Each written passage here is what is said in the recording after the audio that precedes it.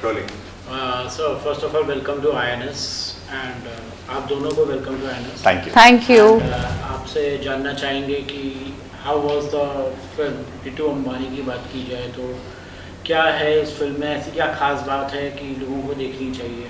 देखिए बहुत एक फिल्म है जो कि एक मिडिल क्लास फैमिली के बारे में है और ऐसे चीज़ें हैं जो कि बहुत रिलेटेबल हैं। अगर हम एक यूथ की बात करें तो जो आजकल हम इतने ज़्यादा इन्फ्लुएंस हो चुके हैं कि बस सक्सेस मिल जाए और पैसा आ जाए, और ये जो चीज़ें हैं जो कि मटीरियलिस्टिक बोल सकते हैं, उससे कहीं ना कहीं ज़िंदगी और मेंटालिटी में ना एक फ़र्क आ चुका है कि हम लोग सिर्फ अपने बारे में ज़्यादा सोचते हैं और लगता है कि हमारे को सक्सेस चाहिए। बट हम ये रियलाइज़ नहीं करते हैं कि कितने हद तक हमारे साथ जो लोग हैं और हमारी रिस्पॉन्सिबिलिटी जो है और हमारे रिलेशनशिप जो हैं, उन सब का मायना कहाँ रहता है और वो कहाँ रह जाते हैं इसके बीच में। तो कहीं ना कहीं फिल्म यूथ से बात करती है, एक विचारधारा से बात करती है और इक्वालिटी की बात करती है। बिकॉज फिल्म एक पॉइंट के बाद हम दोनों कैरेक्टर्स की शादी होती है और फिर एक सोच के बारे में बात आती है कि लड़की की स्टैंडिंग कहाँ है एक शादी में, और उसके परिवार का जो माता पिता हैं उसका उनके साथ क्या रिलेशनशिप है और वो कितना उनके लिए कर सकती है, उनको सपोर्ट कर सकती है। और ये बहुत इंपॉर्टेंट बात है बिकॉज हम सब एज ए दिस जनरेशन समझते हैं, लेकिन कहीं ना कहीं सोसाइटी में देख सकते हैं कि इस चीज़ के अभी भी पड़ाव टेढ़ा है। तो कहीं ना कहीं इन सारे मुद्दों को लेके एक फिल्म इस बारे में बात करती है और आई होप कि एक कॉन्वर्सेशन का टॉपिक बन पाए। दीपिका जी, आपका पॉइंट ऑफ व्यू क्या है? मेरा भी मैं काफ़ी इस बात से सहमत हूँ और बहुत अच्छा बोला तुषार ने। तो मैं बस यही ऐड करना चाहूँगी कि हम सब आज लड़कियां हर जगह बराबर हैं, और मगर कहीं ना कहीं जो जिम्मेदारी की जो बराबरी है वो सिर्फ लड़के पर ही होती है कि वो अपने माता पिता का ध्यान रखता है, मगर लड़की जो है उससे कोई एक्सपेक्ट नहीं करता है। तो मगर लड़कियां, आज की लड़की तो स्पेशली वो जिम्मेदारी फील करती है, अगर स्पेशली अगर वो इकलौती लड़की हो तो और मगर क्या है कि जिस तरह से रिचुअल्स और ट्रेडिशन चलता आ रहा है तो पेरेंट्स हेजिटेंट होते हैं, नहीं लेते मदद, चाहे उनको मदद की कितनी ही ज़रूरत क्यों ना हो। तो मुझे लगता है आज अगर हम इस टॉपिक पे बात होगी, जो कि मुझे लगता है कि सब लड़कियां चाहती हैं, इनफैक्ट लड़के भी चाहते हैं, तो आने वाला समय जो है बहुत आसान हो जाएगा और इस बात में काफ़ी आगे आने वाले समय में काफ़ी चेंज आएगा। तो मुझे लगता है कि फिल्म बहुत बड़ी, एक बहुत अच्छी चीज़ है कि उन्हें एक इमोशनल मेमोरी देकर जाती है, और ये फिल्म के ऊपर आगे बातें होंगी और थोड़ा बदलाव ज़रूर आएगा। रियल लाइफ कैरेक्टर की बात की जाए तो आपका जो कैरेक्टर फिल्म में है, आपके रियल लाइफ कैरेक्टर से कितना रिलेट कर सकते हैं आप दोनों? मुझे लगता है बहुत सारे एस्पेक्ट से रिलेट करता हूँ, बहुत सारे एस्पेक्ट में बिल्कुल रिलेट नहीं करता। बिकॉज कहीं ना कहीं जो मेरी अपब्रिंगिंग रही है वो बहुत फ़र्क रही है जिस जगह से, जिस थॉट्स प्रोसेस से, और बहुत सारी चीज़ें ऐसी भी हैं जो हम रिलेट करते हैं। बिकॉज हमेशा हम लोग ने सोचा है कि यार एक जो हमेशा डाउट रहता है ना कि यार ये मुझे मिल जाता ना तो मेरी लाइफ बेटर हो जाती। ये बहुत बार हम अभी भी करते हैं ना, कभी कभी किसी को और को देख के हम बोलते हैं कि यार मेरे साथ अगर वो हो जाता तो बेटर हो जाता, और देखो मैं कहाँ पहुँच जाता, अभी तक वहाँ नहीं पहुँच पाया। बट हम ये नहीं समझते कि यार अभी जो हम कर रहे हैं वो भी बहुत अच्छा है अगर हम पर्सपेक्टिव में देखें, और वो हमें मदद करता है नेक्स्ट कदम में जाने के लिए। तो छोटी छोटी चीज़ें अगेन मैं कह रहा हूँ बहुत रिलेटेबल हैं। हम सब एक मिडिल क्लास फैमिली से आए हैं तो हम सबको पता है कि वहाँ की एस्पिरेशंस और दुनिया क्या है। मेरा किरदार जो है वो उसके एक्शन, उसकी ड्रीम से बहुत अलग है। वो सोचता तो बहुत बड़ा है लेकिन उसके लिए काम बहुत कम करता है, तो कहीं और या अलग करता है, कम नहीं कहूँ तो मुझे लगता है कि वो एस्पेक्ट मुझे अब लगता है कि शायद मेरे से इतना रिलेट नहीं करता, एक टाइम पे शायद हाँ करता होगा। बट बहुत सारी चीज़ें हैं जो मुझे अपने में दिखती हैं, अपने भाई में दिखती हैं, अपने दोस्तों में दिखती हैं, और ऐसा लगता है कि यार इन कैरेक्टर्स का अंश बहुत जगह फैला हुआ है। रियल लाइफ की सिचुएशन जो है काफ़ी लीनियर होती हैं, वो किसी के हाथ में नहीं होती, हमारे हाथ में ज़्यादा होती है। मगर जो फिल्म होती है, राइटर डायरेक्टर ने बहुत मेहनत की है। रोहित जी इस फिल्म के राइटर डायरेक्टर हैं और उन्होंने बहुत ही मेहनत से सिचुएशंस बनाई जिससे वो कैरेक्टर बना। मुझे लगता है कि हमारी जो सिचुएशंस होती हैं वो हमारा कैरेक्टर बनाती हैं, और इस फिल्म की जो सिचुएशंस है जैसे क्रिएट की गई हैं वैसी सिचुएशंस मेरी लाइफ में नहीं है। तो डेफिनेटली मैं कम्प्लीटली इज़ नॉट लाइक मौसमी, मगर मेरी नीयत वैसी है। हम सब लड़कियों की नीयत वैसी है, specially when you are working, तो यू फील कि आपके माता पिता ने आपको आज इस मुकाम तक पहुंचाया है, और जब आप उनको देखते हैं असहाय देखते हैं, या कहीं आपको लगता है कि आप उनकी उनको आपकी मदद की ज़रूरत है मगर वो आपकी मदद ले नहीं रहे हैं, तब यू फील इनकम्प्लीट। और ऐसा लगता है कि कि शायद मैं अगर लड़का होती तो वो मेरे से मदद ले लेते। तो वो चीज़ इस बहुत कनेक्ट करती है इस फिल्म में, और मुझे अपनी एक एज एन एक्टर बहुत जिम्मेदारी लगी कि ये बात जो है मैं सब तक पहुंचाऊं। और मुझे पूरी उम्मीद है कि इस फिल्म के ज़रिए बहुत सारी बातें बाहर आएंगी, जैसे कि तुषार जी का जो टीटू कैरेक्टर है, कि छोटे छोटे चेंजेस जब हम लाइफ में करते हैं तो मतलब सीधा चौथी सीढ़ी पर पैर रख के सक्सेस नहीं पाई जाती। तो बहुत सारी चीज़ें हैं इस फिल्म में, सिर्फ एक बात नहीं है। ये एक ऐसी फिल्म है जो कई सारे, इनफैक्ट जो रघुवीर जी का भी रोल है, जो उनके पापा का रोल है, वो भी कई सारे मैसेज दे रहा है, एक ऐसी इक्वेशन। तो आपको ये ऐसी कहानी है जो हमारे घर में ही होती है, हमारे पास वाले घर में ही होती है, जो हम देख रहे हैं, एक्सपीरियंस कर रहे हैं। बस अब फिल्म के ज़रिए अब हम गुजराते हुए ये एक्सपीरियंस ले सकते हैं। तो इतने मंजे हुए कलाकार हैं, बिल्कुल। इतने बढ़िया कलाकार हैं वो, तो उनके साथ काम करते हुए कैसा लगा? आप लोग दोनों के एक्सपीरियंस जानना चाहिए। जी, मेरे इस फिल्म में वो पिता बने, और जिस किस्म का हमारा रिलेशनशिप है कैरेक्टर्स का, तो पिता को लगता है कि ये बेटा निकम्मा है, और ऐसा ही वो अपने बाप के बारे में सोचता है कैरेक्टर। और क्या कमाल की बात है कि रघुवीर जी का जो कैरेक्टर है वो अपने पिता को वैसा समझता है, और उनके पिता भी रघुवीर जी को वैसा समझते हैं।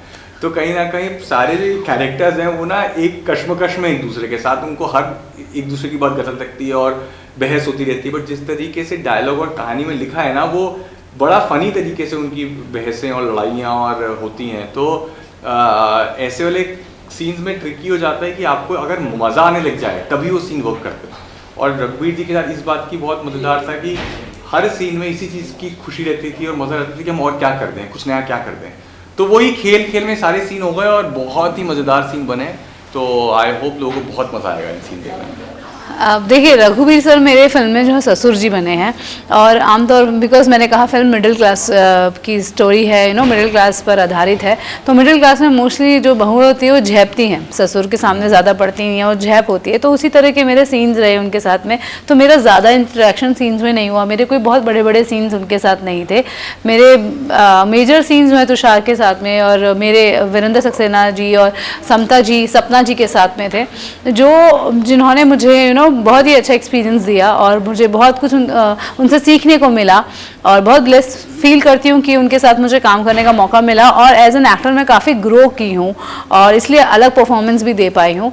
रघुवीर सर के साथ में ये एक्सपीरियंस जो मुझे ज़िंदगी भर याद रहेगा वो ये है कि जहाँ पे शुक्ला हाउस था, शुक्ला निवास, उसके पास में एक्चुअली वहाँ वैनिटीज़ नहीं लग सकती थी, तो होटल में हम लोगों को रूम्स मिला था। तो मेरा रूम और सर का रूम ऑलमोस्ट साथ में ही था।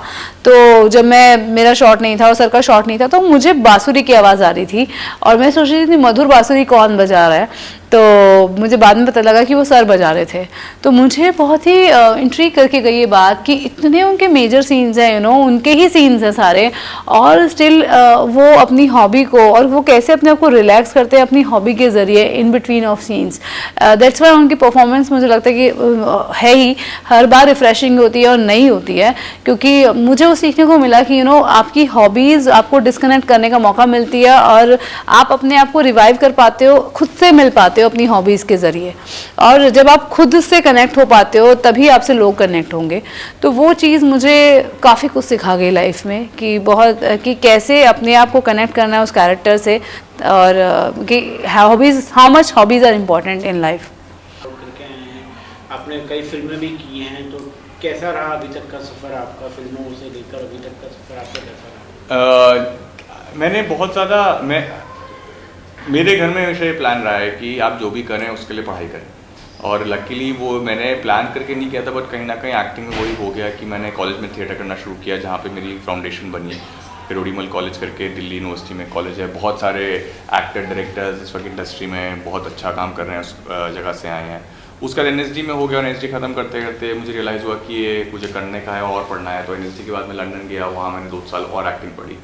तो जब तक मैंने ये पूरा ख़त्म किया, अब मुझे पता था कि मुझे एक समझ आ चुकी है और अब मैं करना चाहता हूँ। तो अब जो भी मैं करता हूँ वो इस समझ से करता हूँ कि मुझे पता है मैं क्या करने वाला हूँ, और मैं उससे अगले पड़ाव में कैसे जा सकता हूँ, कुछ बेहतर कैसे कर सकता हूँ। तो लकीली जो फिल्म मेरे पास आई और जो फिल्म हुई और मैंने करी, वो कहीं ना कहीं मुझे कुछ नया सिखाया और मुझे नए लेवल पे लेके गई एक एक करके ऊपर। और जो मेरा कैरेक्टर नहीं करता है कि वो एक एक करके सीढ़ी ऊपर चढ़ता है। लकीली लाइफ में अभी तक वही हुआ है कि जो जो फिल्म्स में मैं इन्वॉल्व हुआ हूँ वो सब अच्छी बनी और नेशनल अवार्ड जीती 2 फिल्में, और उम्मीद है कि ये सफ़र ऐसे ही चलता है।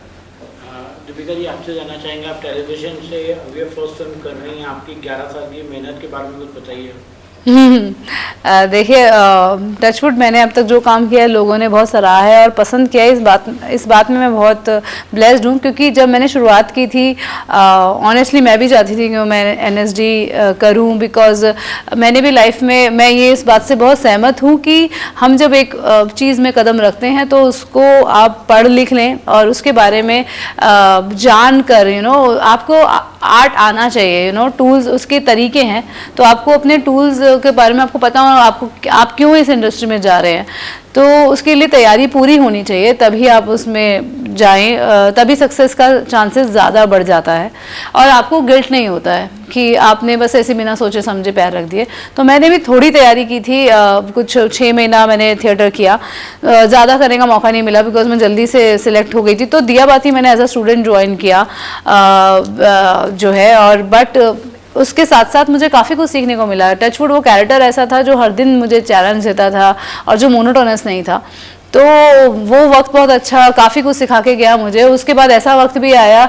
कि सिर्फ उसी के इर्द गिर्द मुझे रोल्स आ रहे थे, कुछ भी नया नहीं आ रहा था।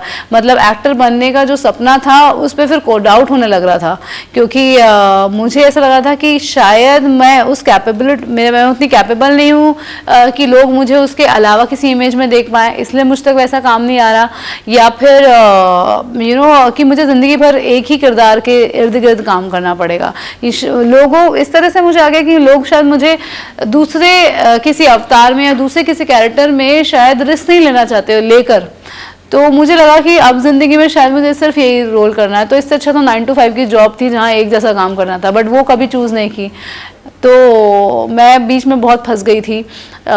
तो बट टचवुड कहते हैं ना कि अगर आपका गोल है, अगर आपको अपने ऊपर विश्वास है और हर दिन आप प्रयास करते हैं, मेहनत करते हैं, तो कहीं ना कहीं पहुंच जाते हैं। अभी मेरी शुरुआत हुई है, फाइनली अब एक ऐसा काम मिला है जिसमें मैं थोड़ी सी अलग दिख रही हूँ, जो अलग है मेरी इमेज से, और मुझे इसलिए बहुत उम्मीदें हैं आपसे, क्योंकि आप पर मेरा करियर टिका है जो है। अब मैं चाहती हूँ कि अगर आप मुझे नए नए रोल्स में देखना चाहें तो इस फिल्म को आकर देखें और इस बात की पहल करें, तो शायद मुझ तक बतौर एक्टर मैं लोगों के सामने आ पाऊंगी।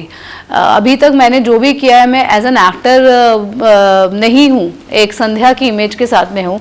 मैं चाहती हूँ कि इंडस्ट्री में मुझे लोग बतौर एक्टर जाने, that she is a capable actor और she can pull off any role.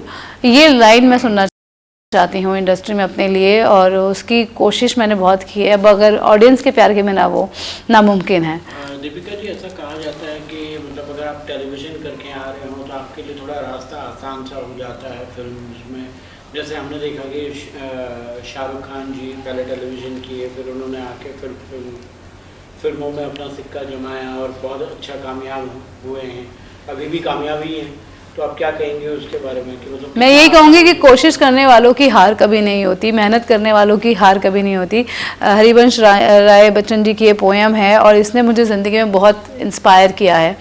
बचपन से आज तक मैं जब भी हताश होती हूँ लाइफ में तो यही लाइन पढ़ती हूँ, और कहीं ना कहीं बहुत पॉजिटिविटी मुझे इससे मिलती है और एनर्जी आती है। तो रास्ता आसान नहीं होता है कभी भी, मगर मुझे लगता है कि कोशिश करते रहना चाहिए, और फिर कहीं ना कहीं तो मुझे लगता है मंजिल मुझे लेकर जाएगी और मैं सक्सेसफुल हो ही जाऊंगी, जैसा मेरी नज़रों में सक्सेस है। बॉलीवुड फिल्मों की बात की जाए तो बॉलीवुड फिल्मों में एक नया दौर सा चल रहा है कि जो छोटे बजट की फिल्में हैं वो ज़्यादा अच्छी चल रही हैं, और जो इतने बड़े बड़े बजट्स की फिल्में आ रही हैं इतने बड़े बड़े हीरोज़ को लेके, तो वो फिल्में मतलब कि इतनी कामयाब नहीं हो पा रही हैं। तो आपको क्या लगता है कि ये फिल्म कितनी अच्छी चलेगी और क्या मैसेज देना चाहेंगे अपने फैंस को? मैं बस ये कहना चाहता हूँ कि हाँ, ये छोटी फिल्म है, और लेकिन ये फिल्म कहानी छोटी नहीं है, कहानी बहुत बड़ी है। जिन लोगों के साथ ये कहानी आई है, जो एक्टर्स और सिंगर्स जो भी फिल्म में इन्वॉल्व हैं, सब बहुत क्रेडिबल हैं, सब ने बहुत काम किया है। तो ऐसा नहीं है कि किसी ने बस ऐसी फिल्म बनाने के लिए सोचा और फिल्म बन गई। इतना पेशेंस रखा कि सही किस्म के लोग जुड़े हैं इस फिल्म के साथ ताकि ऑडियंस की क्रेडिबिलिटी बन पाए। और हमारी कोशिश यही है कि लोग एक बार मौका दें इस फिल्म को, बिकॉज मौका देंगे तो उनको समझ में आएगा कि ये फिल्म छोटी ना हो के कितनी बड़ी बन सकती है, इमोशन के लिए, कहानी के लिए और एक मैसेज देने के लिए। तो उम्मीद यही है कि आप लोग एक बार जाके ट्रेलर देखें, गाने देखें यूट्यूब पे, और एक बार इस फिल्म को मौका दें 8 जुलाई को, क्योंकि अगर वो होगा तो ऐसी कहानियाँ और अलग अलग जगहों की कहानियाँ, अलग अलग लोगों की कहानियाँ आप तक पहुँच पाएंगी।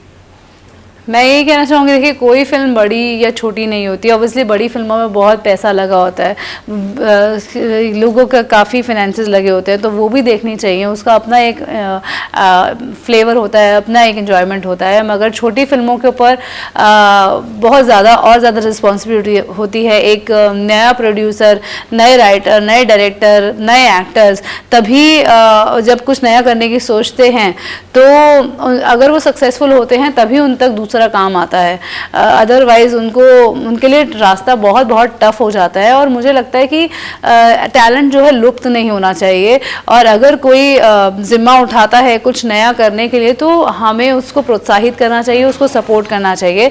That's what we can do. और मैं आज तक यही करते आई हूँ कि टैलेंट को मैंने हमेशा, जहाँ भी मुझे टैलेंट दिखाया, मैंने खुद, चाहे मैं सोशल मीडिया पे अगर मैं एक्टिव हूँ तो मैंने हमेशा उनको स्टोरीज़ में थ्रू जितना मैं अपनी तरफ से उनको प्रोत्साहित कर सकती हूँ, चाहे किसी का भी सॉन्ग आए मैंने उस पर रील बनाई है, मेरा जिस लेवल पे मैं उसको हेल्प कर सकूँ विदाउट एनी एक्सपेक्टेशंस, मैंने वो हेल्प की है।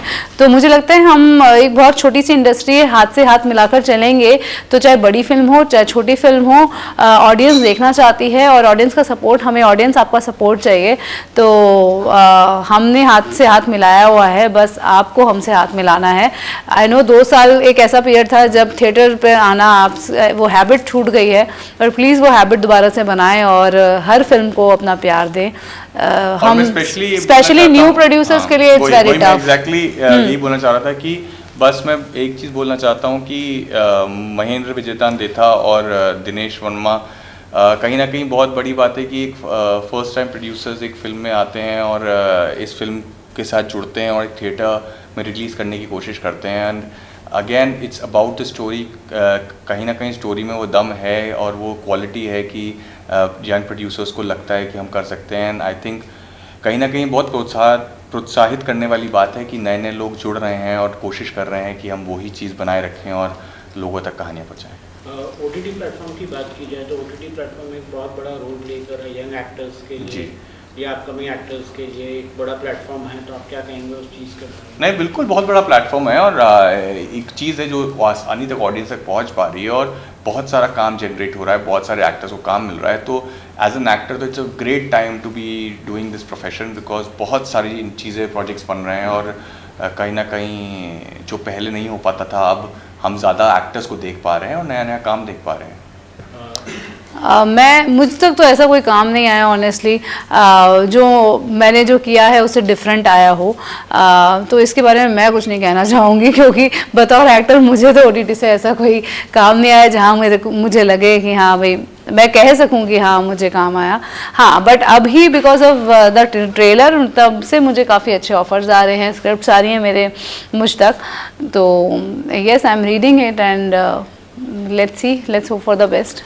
आप में तो फिल्मों में पहले भी काम कर चुका है, बट दीपिका जी आपकी बात की जाए तो आप लोग का इंस्पिरेशन कौन है फिल्म इंडस्ट्री में, क्या है?